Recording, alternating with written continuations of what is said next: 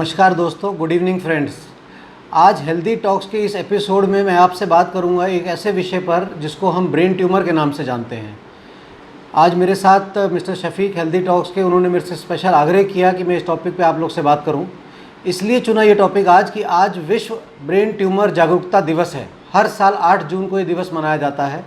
इस दिवस की जो रीज़न है वो रीज़न ये है कि हमको, लोगों को, सोसाइटी को, समाज को ब्रेन ट्यूमर जैसी घातक बीमारी के लक्षण और उनके साथ जुड़े हुए कुछ भ्रमों को दूर कर देना चाहिए ताकि वक्त से मरीज़ अपना इलाज करा सके। ब्रेन ट्यूमर एक ऐसी डायग्नोसिस है कि जिसका पता चलते ही इंसान को और उसके पूरे परिवार को ऐसा लगता है जैसे उसे एक डेथ सेंटेंस मिल गया हो, एक मौत की सज़ा सुना दी गई हो। ऐसा बिल्कुल नहीं है। ब्रेन ट्यूमर हाँ अपने आप में एक बहुत घातक बीमारी है, मगर वक्त से अगर डायग्नोज हो जाए, वक्त से यदि इलाज हो जाए तो इस बीमारी के बहुत से मरीज पूरी तरह से क्योर हो सकते हैं, पूरी तरह ट्रीट हो सकते हैं, उनका ट्यूमर पूरी तरह से निकाला जा सकता है बिना किसी नुकसान के। तो ब्रेन ट्यूमर के जो आम तौर पे लक्षण आप लोगों को मालूम होने चाहिए, वो लक्षण ये हैं कि बहुत तेज़ सर दर्द जिसके साथ वॉमिटिंग या उल्टी होना।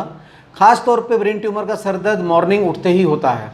दूसरे जो लक्षण हो सकते हैं, आँखों की रोशनी कम हो जाना, बेहोशी आ जाना, शरीर के किसी एक भाग में वीकनेस आ जाना, कमज़ोरी जिसको बोलते हैं, या आम तौर पे आप उसको लकवा भी बोलते हैं कुछ लोग।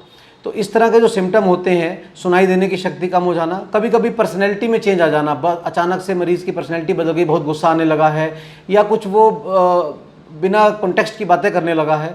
तो ये सब लक्षण होते हैं जिनसे एक वो शंका होनी चाहिए कि कुछ ब्रेन के अंदर दिक्कत है। तो आप अपने न्यूरोफिजिशियन या न्यूरोसर्जन के पास जाएँ।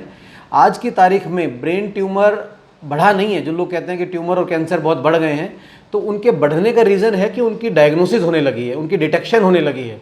क्योंकि इतने अच्छे MRI स्कैन्स, इतने अच्छे CT स्कैन्स और बहुत जगह पर उपलब्ध हो गए हैं जो पहले कहीं कहीं होते थे। तो ब्रेन ट्यूमर तो पहले भी होता था, मगर अब उनको डायग्नोस किया जाता है, वो जल्दी से उनके बारे में मालूम पड़ जाता है।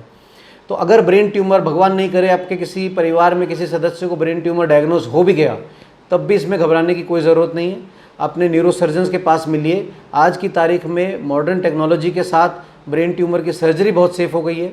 इसमें हम इंट्रा ऑपरेटिव नेविगेशन, जिसको आप कंप्यूटर असिस्टेड सर्जरी या रोबोटिक असिस्टेड सर्जरी बोलते हैं, उससे ये सर्जरी करने से नॉर्मल ब्रेन बहुत सेफ़ रहता है। तो मरीज़ को ऑपरेशन के बाद जो पैरालिसिस का रिस्क या दूसरे रिस्क होते थे, ट्यूमर कम निकल पाने का रिस्क होता था, वो दूर हो गया है। कभी कभी ब्रेन ट्यूमर में हमें आगे और इलाज करना पड़ता है, जैसे कि रेडियोथेरेपी है या कीमोथेरेपी है। उसमें भी इतने एडवांसमेंट हो गए हैं कि बहुत सेफ़ हो गई है। तो बिल्कुल भी घबराने की ज़रूरत नहीं है। एक डायग्नोसिस है ब्रेन ट्यूमर, यदि ऊपर वाले ने किसी को ब्रेन ट्यूमर दे दिया है तो दे दिया है, अब उसको आगे बढ़ना है और उसका इलाज करना है, उससे घबराना नहीं है। एक और भ्रम आम तौर पे लोगों को ये रहता है कि सेल फ़ोन या मोबाइल फ़ोन ज़्यादा यूज़ करने से ब्रेन ट्यूमर होता है। मैं आपको ये आश्वस्त दिलाना चाहता हूँ कि हाँ, हमें मोबाइल फ़ोन को बहुत ज़्यादा यूज़ नहीं करना चाहिए, पर ऐसा अभी तक कोई साइंटिफिक एविडेंस नहीं है जो डायरेक्टली ब्रेन ट्यूमर को मोबाइल फ़ोन के यूजेज से लिंक कर सके। तो इस तरह से डरिए नहीं और अपनी सेहत का आप ख्याल रखें। जैसा कि कोविड के टाइम चल रहे हैं, मैं आप सबको बताना चाहता हूं कि कोविड कहीं नहीं गया।